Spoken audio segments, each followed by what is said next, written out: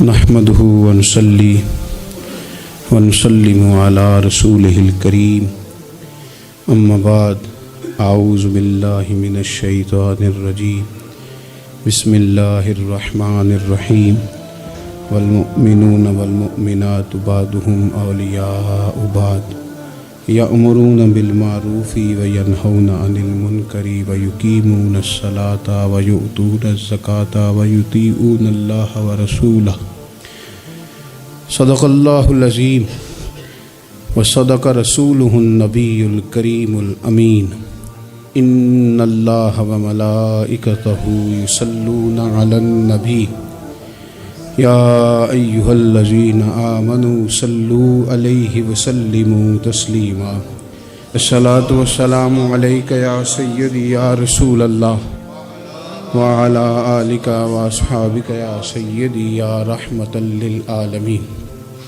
حمد و صلات کے بعد دوستو، بزرگوں اور بھائیوں، انسان معاشرے میں جب جنم لیتا ہے، پیدا ہوتا ہے اور پھر وہ اپنی عمر کے منازل طے کرتا ہے، بہت سارے لوگوں سے اس کا سابقہ پڑتا ہے، بہت سارے لوگوں سے اس کا واسطہ پڑتا ہے۔ بچپن سے لے کر تا وقت انتقال وہ جتنے لوگوں سے ملتا ہے، جتنے لوگوں کے ساتھ وقت گزارتا ہے، ان تمام کی شخصیات اس پر کچھ نہ کچھ اثر چھوڑتی ہیں۔ جو بالکل غیر جاندار چیزیں ہیں نا، آپ سمندر کے کنارے بیٹھ جائیں تو آپ کے جسم کو خنکی محسوس ہوگی، ٹھنڈک پہنچے گی، اور آپ آگ کے پاس بیٹھ جائیں گے تو وجود حرارت محسوس کرے گا۔ انسان کا وجود ظاہری طور پر بھی اور باطنی طور پر بھی باہر کا خارجی اثر قبول کرتا ہے۔ اب بہت سارے لوگ ہیں جو یہ کہتے ہیں کہ میں بڑا پکا ہوں، مجھ پر کسی بات کا اثر نہیں ہوتا۔ یہ بات بہت زیادہ درست نہیں ہے۔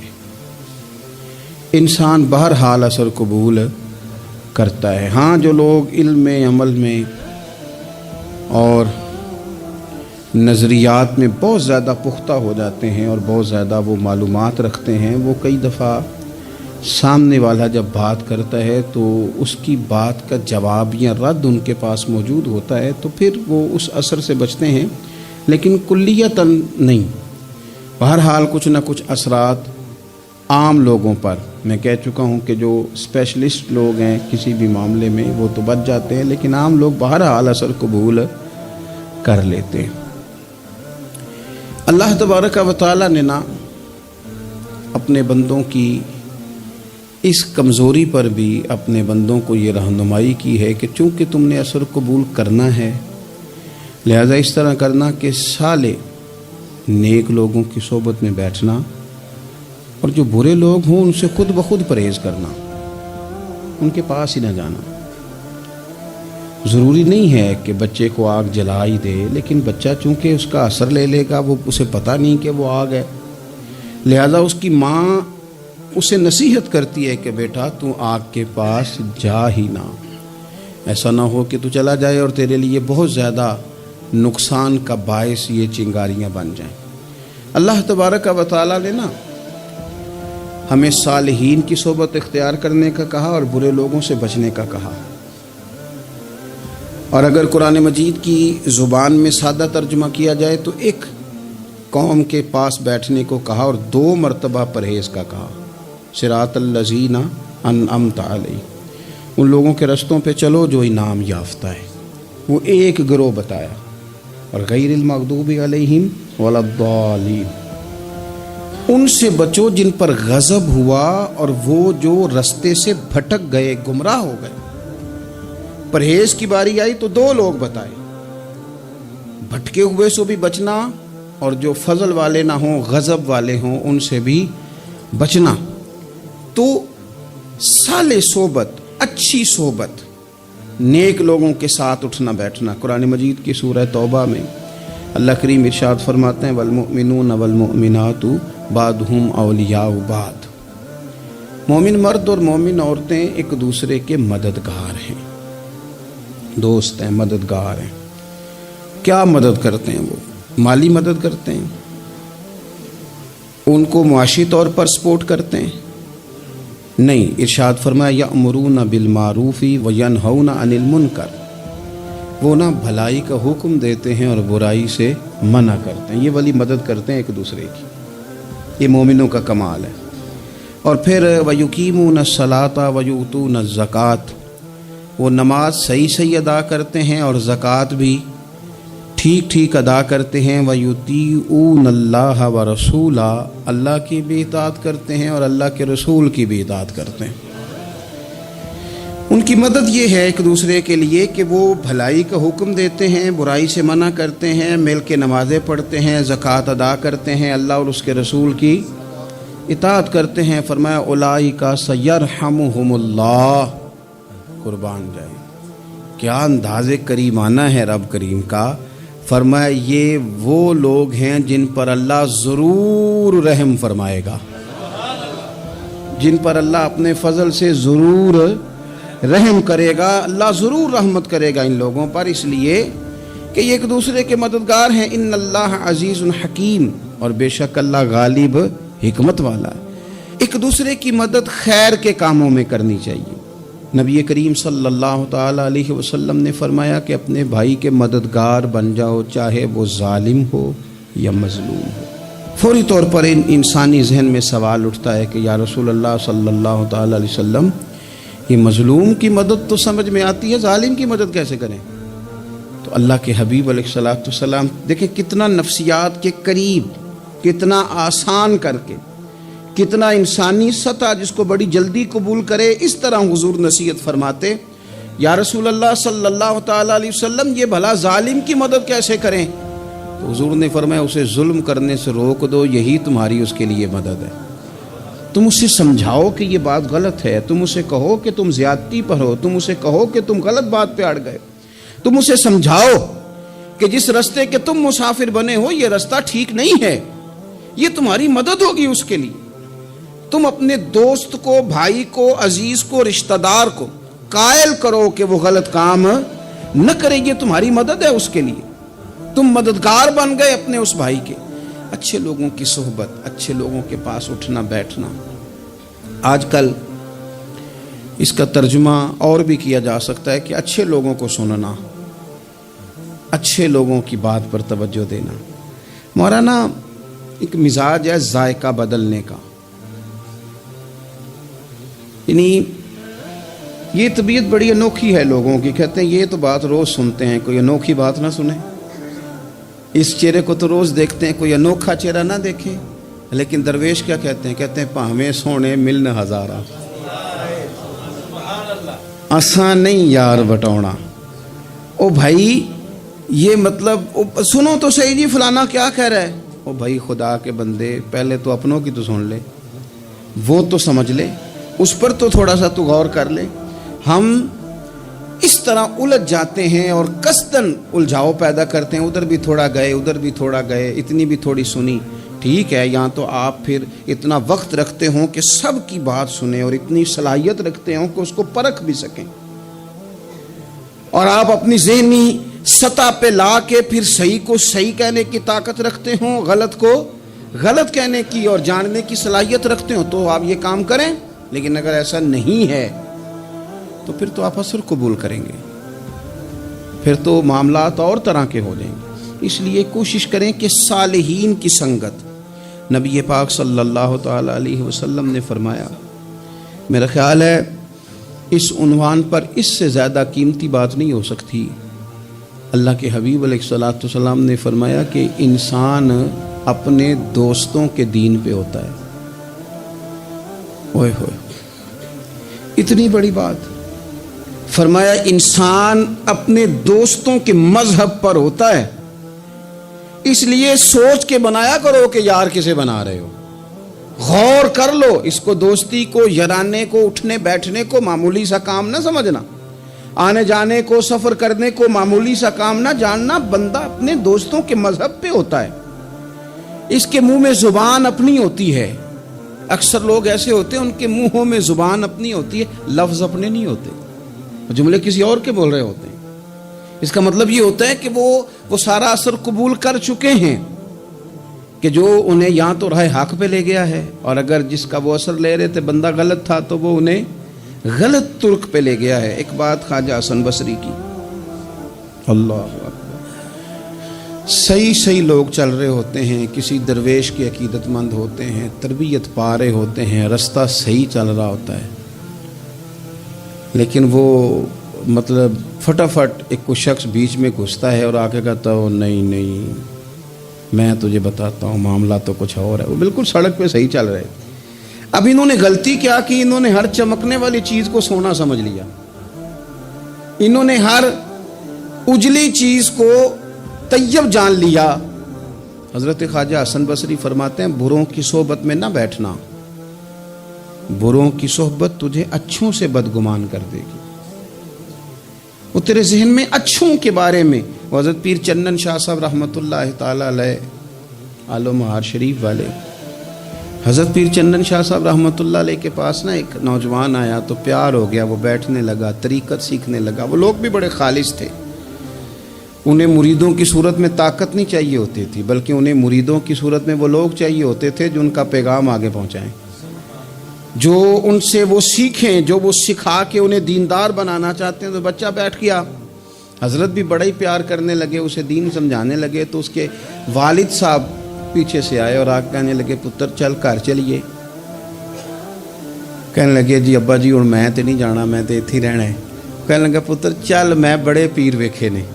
تو بیٹا بیٹھتا تھا نا صحبت میں تو کچھ میٹھی باتیں اور خوبصورت جملے اسے بھی سمجھ میں آ گئے تھے۔ کہنے لگا ابا جی تساں تے بڑے ویکھے نے، تانوں نہیں نہ کسے ویکھیا، یہ تیری نظر کا کمال ہے کہ میری زندگی کا سوال ہے، تجھے نہیں نہ کسی نے دیکھا، مجھے تو دیکھ لیا، میری مجبوری ہے کہ میں کسی کی نظر میں آ گیا۔ اور نظر کی جولانیاں نہ پوچھو، نظر تو وہ ظالم نظر ہے، اٹھے تو بجلی پناہ مانگے اور گرے تو خانہ خراب کر دے۔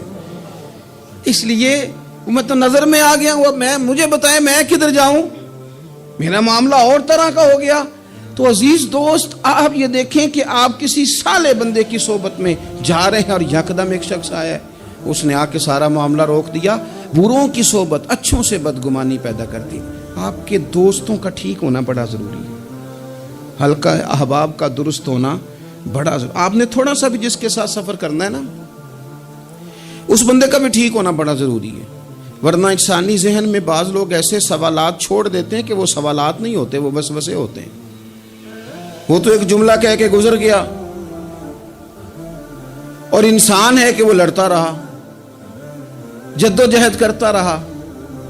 مجھے بڑی اچھی طرح بات یاد ہے، میں اپنے احباب میں سے سمجھ لیں یا بہن بھائیوں میں سے نہ کسی کے ساتھ کو تھوڑا بہت خیر کا کام کرتا تھا اپنی توفیق کے مطابق۔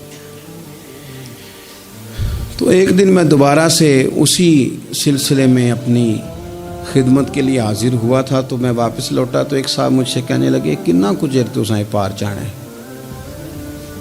دیکھ رہے ہیں سالوں گزر گئے۔ میں آپ کو اپنی بات بتاتا ہوں، تو واقعی میرا ذہن الجھنے لگ گیا۔ واپس آنے تک میں نے کہا یار یہ کب تک، یعنی کہ تو ہر روز کوئی نہ کوئی بات سنا دیتے ہیں کہ فلانی بھی مجبوری ہے، فلانی بھی، کب تک یہ کرنا ہے؟ میرا ذہن خاصا الجھ گیا اور میں بڑی عجیب سی کیفیت میں چلا گیا۔ میں اسی پریشانی کے عالم میں تھا کہ میں نے طبقات امام شورانی کھولا، ویسے ہی بائی دا وے تو سامنے ایک بزرگ کا کال آ گیا۔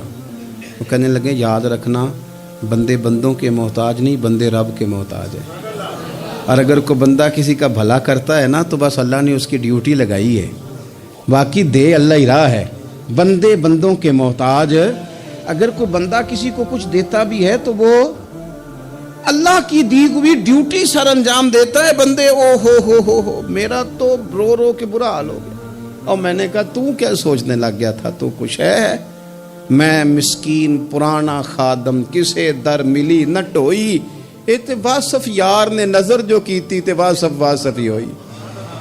وہ پتہ سارا ہے نا سردار نو کیتیاں دا، اے دا پردہ چپایا ہی چلو بھلا ہو سی۔ الجھے نہیں، لوگ الجھا دیں گے آپ کو، چھوٹی سی بات کریں گے آپ الجھ نہیں، آپ کہیں گے اوہ میری وجہ سے چل رہا، تیری وجہ سے کچھ بھی نہیں چل رہا، کچھ بھی نہیں تیری وجہ سے چل رہا۔ بڑے بڑے تھے جو قبروں میں لیٹ گئے، ہوئے نامور بے نشاں کیسے کیسے، اور زمیں کھا گئی نوجوان کیسے کیسے۔ کہاں میرے بھائی کسی کی وجہ سے نہیں، یہ نظام میرے رب کا ہے اور میرے مالک کی قدرت سے چل رہا ہے، یہ نبی کریم علیہ السلام کی نگاہ کرم سے چل رہا ہے۔ اس لیے الجھے نہیں، آپ کو لوگ الجھائیں گے، کہیں گے کب تک جی آپ تو فلانا تو بس ایسے ہوگا، نہ الجھے نہیں، کبھی نہیں الجھے۔ سنیں، ہمارے ارد گرد کے حلقہ یا احباب کا ٹھیک ہونا اتنا ضروری ہے، اتنا ضروری ہے کہ داتا گنج بخش علی اجویل رحمۃ اللہ علیہ فرماتے ہیں کہ مکہ معظمہ میں ایک شخص طواف کعبہ کر رہا تھا۔ بڑے سارے لوگ کہہ دیتے ہیں دعا میں یاد رکھنا، دعا میں یاد رکھنا، تو وہاں نا اپنی طلب اتنی زیادہ ہوتی ہے کہ وہ بندہ مطلب خزانے کے سامنے کھڑا ہے تو وہ کہتا ہے یہ بھی اپنے لیے لے لوں، یہ بھی اپنے لیے لے لوں، یہ بھی اپنے لیے لے لوں۔ ہوتے ہیں کچھ لوگ جن کو مطلب جو نظروں سے ہٹتے نہیں تو بندہ ان کے لیے دعا کرتا ہی رہتا ہے، لیکن زیادہ نہیں، میں آپ کو صحیح کہہ رہا ہوں، کم لوگ ہوتے ہیں۔ آج ہم جاتے ہیں بڑا مشکل سے سفر کر کے حرم شریف میں، لیکن بڑی آسانیاں، جہاز کا سفر ہے، بہت ساری آسانیاں۔ تو ایک بندہ 6 ماہ سال پیدل اس نے سفر کیا اور حرم شریف پہنچا، وہاں اس نے دعائیں مانگنی، اب اسے کوئی اور یاد آتا ہے، وہ تو بھائی خرچ ہو گیا، اس کا تو وجود تھکن سے چور ہو گیا۔ لیکن داتا صاحب رحمۃ اللہ علیہ فرماتے ہیں اس شخص کا حال یہ تھا کہ وہ حج کرنے گیا، جتنی بار بھی دیکھا نا کعبے کا طواف کر رہا ہے، غلاف پکڑا ہے، اور کیا پتہ کیا آ رہا ہے، یا اللہ میرے دوستوں کو ٹھیک کر دے، یا اللہ میرے دوستوں کی اصلاح کر دے، یا اللہ میرے دوستوں پہ فضل فرما دے، یا اللہ جو میرے ارد گرد رہنے والے ہیں انہیں اپنا قرب دے دے، ان کا رستہ آسان کر دے۔ وہ کہتے ہیں ایک درویش سے نہ ہی رہا گیا، اس نے کہا خدا کے بندے کچھ اپنے لیے بھی مانگ، جتنی دفعہ تجھے دیکھا ہے تو کہتا ہے یا اللہ میرے دوست ٹھیک کر دے، میرے دوست ٹھیک کر دے۔ وہ کہنے لگا تمہیں پتہ ہی نہیں، یہ بھی میں اپنے لیے ہی مانگ رہا ہوں۔ اس نے کہا اپنے لیے کس طرح مانگ رہا ہے؟ کہنے لگا وہ ٹھیک رہیں گے نا تو پھر میں بھی ٹھیک ہی رہوں گا۔ جب چاروں جانب سے مشورہ ہی خیر کا ملے گا تو میں کیسے بگڑوں گا؟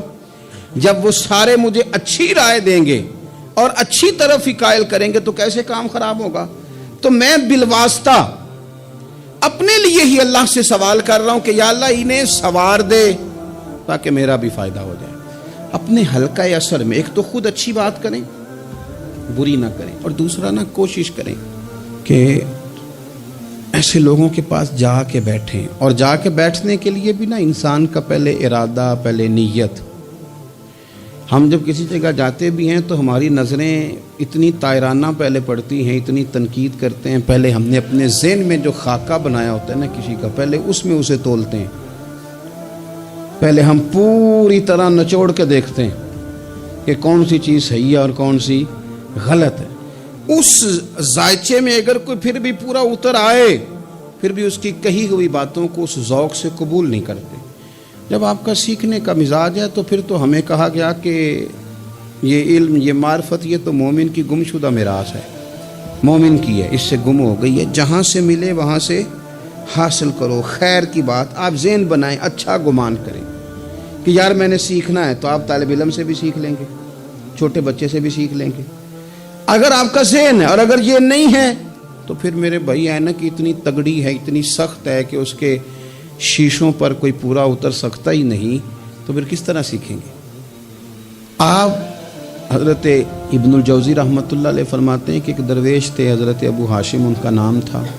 کہتے ہیں بڑی مجبوری تھی، مجھے کہیں جانا تھا تو کشتی نہیں مل رہی تھی، اچانک ایک کشتی گزرنے لگی تو میں بھی سوار ہونے لگا، تو ملاح نے مجھ سے کہا کہ یہ ایک صاحب بیٹھے ہیں، بڑے امیر ہیں، ساتھ ان کی کنیز ہے، انہوں نے مجھ سے بک کر لی ہے ساری کی ساری، کی عقیدہ سی سالم کرا لیا ٹانگا، وہ ساری کی ساری بک کر لی ہے، تو میں تو کسی کو نہیں بٹھا سکتا۔ تو وہ جو صاحب بیٹھے تھے بڑے سیٹھ آدمی تھے، کہنے لگے میاں آپ کسی اور کشتی میں، وہ جو ان کی کنیز تھی نا، وہ کہنے لگی چہرے سے کوئی نیک آدمی لگتا ہے، چلو اتنی سواریوں کی جگہ ہے، کسی کونے خدرے میں بیٹھ جائے گا، ہمارا کیا جائے گا؟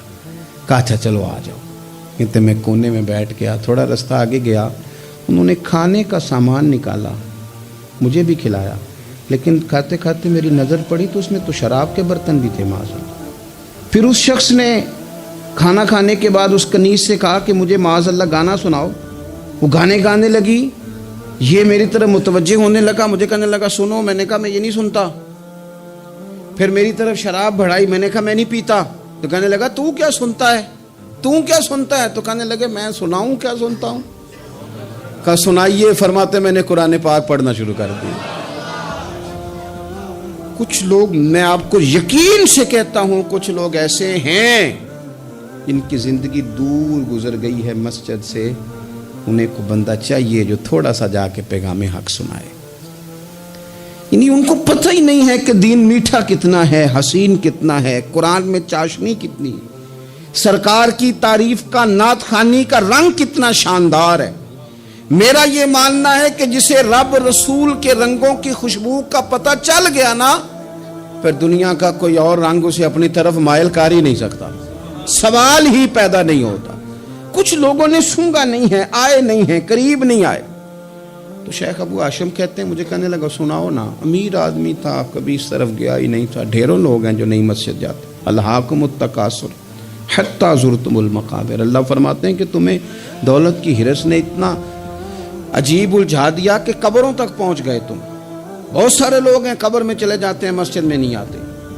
تو کہتے ہیں میں نے اسے چند آیتیں سنائیں, اس کی تو کیفیت ہی بدل گئی. کہنے لگا مولانا زندگی بڑی گناہوں میں گزری ہے, اب توبہ کر لوں تو مالک معاف کر دے گا. کارنامے خطرناک ہیں, پیچھے رجسٹر کالا سیاہ, معافی ہو جائے گی. دولت بڑی تھی تو پھر ہم نے بھی شراب کباب شباب میں اڑا دی ساری, معاف کر دے گا. تو کہتے ہیں میں نے کہا ہو بندے کے آنے کی دیر ہے, اس کی رحمت تو فوراً ہی قبول کر لیتی ہے. ویسے بھی عدل کریں تے تھر تھر کمبن, اونچیاں شانہ والے تجھے فضل کریں تے پھر تے بخشے جامن میرے جے منہ کالے. کہتے اس نے اس کنیز کو آزاد کیا, دولت اللہ کی راہ میں خیرات کی, 40 سال میرے ساتھ رہا. پھر میں نے اس کی زبان سے سوائے خیر کے جملہ نہیں سنا. ایک کی بات کرتا تھا, کہتا تھا شیخ کاش آپ مجھے تھوڑا پہلے مل جاتے, زندگی سے یہ گلہ ہے کہ تو ذرا دیر سے ملا ہے. پہلے مل جاتے نا تو شاید میری زندگی کچھ اور دن بن جاتے, تھوڑی دیر اللہ والے کی صحبت. آپ فرماتے ہیں پھر وہ 40 سال کے بعد میرے سامنے انتقال ہوا, میں نے ہی دفن کیا, میں نے ہی قبر میں اتارا, جنازے کا اہتمام بھی میں نے ہی کیا. میرا یار تھا, دل لگ گیا تھا, پیار ہو گیا, میں پریشان رہتا. ایک دن خواب میں مل کے مجھے کہنے لگا فکر نہ کر, میں نے اپنے رب کو بڑا ہی مہربان پایا ہے, میں نے اسے بڑا کریم پایا ہے, معاف کرنے والا پایا ہے, درگزر کرنے والا پایا ہے. اس نے فضل فرما دیا, میرے گناہوں پر اس کے عفو و درگزر کا قلم چل گیا ہے, اور میرے حق میں جو فیصلہ آیا ہے وہ رحمت والا ہی آیا ہے, فضل والا ہی فیصلہ آیا ہے. عزیز دوستو, تھوڑی دیر کسی نیک آدمی کی صحبت, ایک تو یہ ہے کہ وہ صحبت تقوی کی طرف مائل کرے گی, تو برے آدمی کی صحبت نہ آپ کی طبیعت میں ہجان پیدا کرے گی. ہجان وہ لوگ ہی ہوتے ہیں جو مل کے کہتے ہیں چھوڑ ساری دنیا داری ہے, پیسے ہوں تو سارے ٹھیک ہیں. یہ لوگ ہی ہیں جو یہ سبق بھی پڑھاتے ہیں.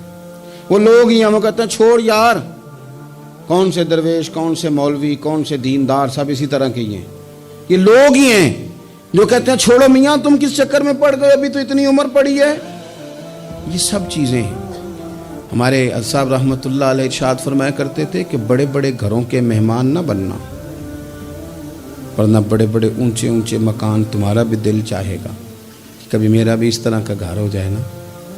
بڑے بڑے اونچے اونچے منصبدار لوگوں کے پاس نہ جانا, ورنہ تمہارا خیال بڑھے گا. دعوت کے لیے جانا, پیغام حق کے لیے جانا, وہ معاملہ ایک الگ ہے, لیکن اس شوق سے جانا کہ یہ بڑا آدمی ہے, فرمایا تمہارے لیے مشکل ہو جائے گی.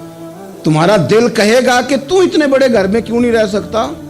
اور پھر میں نے یہ بھی دیکھا ہے کہ بڑے بڑے خیر والے لوگ تھے لیکن صحبت بری مل گئی, لوگ نہیں ٹھیک مل سکے, مشیر نہیں ٹھیک مل سکے, معاونین نہیں ٹھیک مل سکے, رستے میں رہ گئے. صحیح بخاری میں ایک بادشاہ کا واقعہ ہے, بادشاہ کا. میں نے جب اسے پڑھا تو میں حیران ہی رہ گیا کہ یہ جو مشیر وزیر ہوتے ہیں یہاں تک لے جاتے ہیں بندے کو. وہ ہمارے ایک وزیر صاحب نے تھوڑے دن پہلے کہا ہے بیچارے نا خبروں میں رہنے کے لیے اس طرح کی شرارتیں کرتے ہیں. اس کی وجہ یہ ہوتی ہے کہ ملک کا نظام تو چلتا نہیں، تو پھر وہ چاہتے ہیں کچھ لوگوں کو ادھر الجھا دو تاکہ وہ اصل سے ان کی توجہ ہٹ جائے۔ انہوں نے کہا جی قائد اعظم اسلامی ملک نہیں بنانا چاہتے تھے، تو کون سا بنانا چاہتے تھے؟ پاکستان کا مطلب کیا؟ لا الہ الا اللہ محمد رسول اللہ صلی اللہ علیہ وسلم۔ میں آپ کے جواب میں صرف اتنی بات کہوں گا کہ جو پاکستان بنانے والے تھے نا، وہ آپ کی طرح کے لوگ نہیں بنانا چاہتے تھے، آپ کی طرح کے لوگوں کے حوالے نہیں کرنا چاہتے۔ ہمارے لیڈروں کا یہ حال ہے کہ اس طرح کے لوگوں کو مشیر بنا لیتے ہیں، وزیر بنا لیتے ہیں۔ یہ کتنی رکاوٹ پیدا کرتے ہیں، کتنی تباہی کرتے ہیں۔ دیکھیے بخاری میں موجود ہے، ہرقل بادشاہ نے حضرت ابو سفیان رضی اللہ تعالیٰ عنہ، جو اس وقت ابھی کلمہ نہیں پڑھتے تھے، ان کو بلا کے نبی پاک علیہ السلام کے بارے میں ساری باتیں پوچھی، ایک ایک بات اس نے حضور کے بارے میں پوچھی، اور آخر میں یہ بھی پوچھا کہ کیا انہوں نے معاذ اللہ کبھی جھوٹ بولا ہے؟ تو ابو سفیان کہنے لگے نہیں، قربان جاؤں، میری مخالفت اپنی جگہ پہ، لیکن وہ میرے سامنے پیدا ہوئے ہیں، 40 سال کی عمر میں اعلان نبوت کیا ہے، ان کی گود میں بیٹیاں کھیلتے میں نے دیکھی ہیں، ان کے مقدس بال میرے سامنے سفید ہوئے ہیں، محبوب نے جب بھی بولا حق اور سچی بولا ہے۔ اس کی نہ طبیعت میں دین اتر گیا بادشاہ کی۔ اس نے اس کے جواب میں بڑا خوبصورت جملہ کہا، کہنے لگا جس نے بندوں سے کبھی جھوٹ نہیں بولا، وہ یہ جھوٹ کیوں بولیں گے کہ میں اللہ کا رسول بن کے آیا۔ اس کی طبیعت تسلیم کر گئی کہ نبی پاک علیہ الصلوۃ والسلام سچے اور آخری نبی ہیں، اور اس نے اظہار بھی کیا، کہنے لگا مجھے یہ تو امید تھی کہ اللہ کے آخری محبوب علیہ السلام اپنی شانوں، عظمتوں، رفعتوں، بلندیوں سمیت تشریف لانے والے ہیں، پر یہ نہیں پتا تھا کہ وہ اہل عرب میں سے آئیں گے۔ اس نے کہا میں جلدی سے حاضر ہو کے نا حضور کی اطاعت قبول کرتا ہوں۔ لیکن بادشاہ تھا نا، بڑا آدمی جو ہوتا ہے نا، وہ اپنے ماحول کو ذرا تھوڑا ساتھ لے کے چلنا چاہتا ہے۔ تو بادشاہ نے بھی نا اپنے جتنے اس کے وزیر مشیر تھے ان کو بلایا اور اپنے محل میں دعوت دی۔ ذرا انداز دیکھیے گا، اور خود بالا خانے کے اوپر چڑھ گیا، دروازے بند کر لیے، اور اوپر چڑھ کے نا انہیں بالا خانے سے جھانک کے کہنے لگا تمہیں بھی پتہ چل گیا، مجھے بھی پتہ چل گیا، اللہ کے آخری رسول تشریف لے آئے صلی اللہ تعالی علیہ وسلم۔ اب میرا خیال ہے کہ ہماری اور تمہاری بہتری اور بقا اسی میں ہے کہ ہم بیٹھے نہ رہیں، جلدی سے جا کے محبوب پاک کے دامن کو تھام لیں، حضور کی فرما برداری قبول کر لیں۔ اب جب بادشاہ نے یہ بات کی تو وہ جو وزیر تھے، مشیر تھے، ان کی حالت اتنی خطرناک ہو گئی کہ وہ تو دروازوں کی طرف دوڑے کہ کھولیں گے اور نوچ لیں گے بادشاہ کو، یہ کیا کہہ رہا ہے معاذ اللہ۔ اس قدر زیادہ ان لوگوں نے اظہار کیا استغفر اللہ معاذ اللہ دین سے دوری کا۔ جب بادشاہ نے یہ کیفیت دیکھی نا، اوہو، بندے دیکھ کے رب رسول سے دور رہ گیا، کہنے لگا نہیں نہیں بھائی، نہیں، میں تو صرف تمہیں آزما ہی رہا تھا کہ تم اپنے دین کے ساتھ کتنے پختہ ہو، ہم نہیں کہیں بھی جا رہے، ہم یہیں رہیں گے، یہی ہمارا دین رہے گا۔ ان وزیروں نے، مشیروں نے، دوستوں نے، قریبی لوگوں نے رسول اللہ کی غلامی میں نہیں آنے دیا۔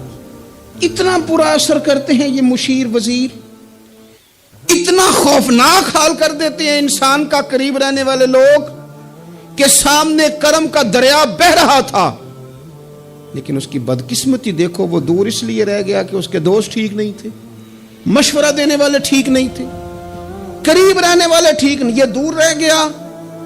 اور نجاشی کلمہ پڑھ کے محبوب کا مسلمان ہو گیا۔ اور حضرت عائشہ صدیقہ فرمایا کرتی تھی نجاشی وہ خوش قسمت مسلمان ہے کہ جب وہ دنیا سے گیا تو اس کی قبر سے بھی نور نکلا کرتا تھا۔ اس نے نہیں بادشاہ دیکھی، غلامی کی رسول کریم، اور اس نے اپنے مشیروں پر لوگ تو یہاں تک بری صحبت اثر کرے گی کہ وہ دین سے دور لے جائے گی۔ اور ایک تو ہے دین کے قریب آنا، یہ جو بات آخر میں کرنے لگا ہوں نا، یہ زیادہ توجہ طلب ہے۔ جو لوگ کہتے ہیں نا میرا دل نہیں بدلتا، جو لوگ کہتے ہیں میری کیفیت نہیں بدلتی، ذوق نہیں آتا، تو یہ حدیث بتاتی ہے کہ ذوق بھی کوئی خاص صحبت میسر آئے تو پھر ہی قائم رہتا ہے۔ وہ جو محبوب علیہ السلام نے فرمایا نا کہ اللہ کا بندہ وہ ہے جسے دیکھو تو رب یاد آ جائے۔ خاص لوگ ہوتے ہیں جن کی صحبت میں بیٹھنے سے انسان کا دل اللہ سے جڑتا ہے، رسول اللہ صلی اللہ علیہ وسلم سے جڑتا ہے، دین پر عمل کرنے کو طبیعت چاہتی ہے۔ ایسے لوگوں کی صحبت کتنی مفید ہے وہ ہمیں اس حدیث سے عکس کرنا ہے۔ حضرت حنظلہ رضی اللہ تعالیٰ عنہ اور مرکز وفا اور اس امت کے ادب اور عشق میں استاد حضرت ابو بکر صدیق رضی اللہ تعالیٰ عنہ، یہ دونوں حضور کی بارگاہ میں گئے، انداز کا اختیار کیا، کہنے لگے یا رسول اللہ صلی اللہ علیہ وسلم، ہمارے دل کی تو کیفیات دو قسم کی ہیں۔ حضور جب ہم آپ کے پاس ہوتے ہیں نا، جنت اور دوزخ کا ذکر سنتے ہیں، ہمیں یوں لگتا ہے جنت اور دوزخ ہماری آنکھوں کے سامنے، دل کے اندر فوراً جذبات ابھر آتے ہیں کہ اب ہر خیر کا کام کرنا، اب جنت ہی کی طرف مائل ہونا ہے۔ ہماری قلبی کیفیات، ہماری باطنی کیفیت بدل جاتی، نور نالا نور ہو جاتا ہے سارا کچھ۔ لیکن حضور جب ہم آپ کی بارگاہ سے اٹھ کے گھر جاتے ہیں، بال بچوں کے پاس جاتے ہیں، تو پھر وہ حال نہیں رہتا۔ یا رسول اللہ صلی اللہ علیہ وسلم یہ کیا ہے؟ تو محبوب نے کیا فرمایا؟ آپ یقین کریں جو اہل طریقت اور تصوف ہے نا، یہاں ان کی روحیں مچل جاتی ہیں۔ حضور فرمانے لگے حالت ایک طرح کی نہیں رہتی، ہاں اگر تمہاری وہی حالت رہے جو تمہاری میرے پاس ہوتی ہے، اگر کیفیت باطنیہ وہی رہے جو میری بارگاہ میں ہوتی ہے، تو فرمایا تم بستروں میں موجود ہو اور فرشتے آ کے تم سے سلام کریں، تم ابھی رستوں میں ہو اور فرشتے تم سے ملاقات کریں، اگر تمہاری کیفیت وہ بن جائے جو یہاں ہوتی ہے، اگر تم اسی پر جم جاؤ، وہی حالت ہو جائے، تو پھر تو فرشتے گویا آئیں تمہاری زیارت کے لیے، تمہاری ملاقات کے لیے فرشتے آئیں۔ اگر کیفیات بدل جائیں کسی اللہ کے بندے کی بارگاہ میں بیٹھ کر، تو پھر اس کیفیت کو برقرار رکھنے کی کوشش کی جائے، اگرچہ حضور نے فرما دیا کہ کیفیات ایک جیسی نہیں رہتی۔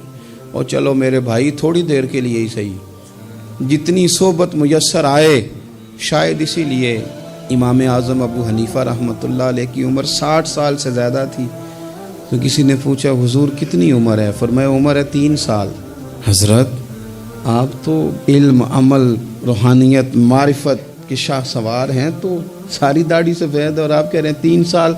فرمانے لگے عمر وہی 3 سال ہے جو امام جعفر صادق کی خدمت میں گزر گئی، وہ کیفیات جو ان کی بارگاہ میں رہتی تھیں، وہ انداز جو ان کی بارگاہ میں رہتا تھا، جو ان کے پاس ہوتا تھا، وہ پھر کہیں اور میسر ہر مشکل دی کنجی یارو ہاتھ مرداں دے آئی، اور مرد نظر کرے جس ویلے، اوئے ہوئے مرد نظر کرے جس ویلے، مرد نظر کرے جس ویلے، پھر مشکل رہے نہ کائی۔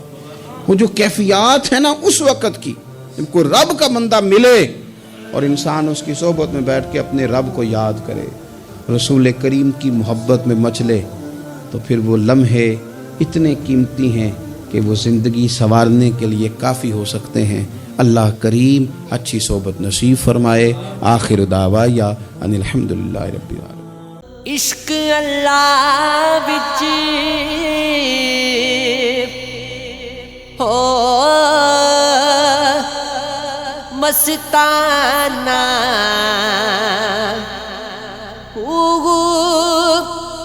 صدا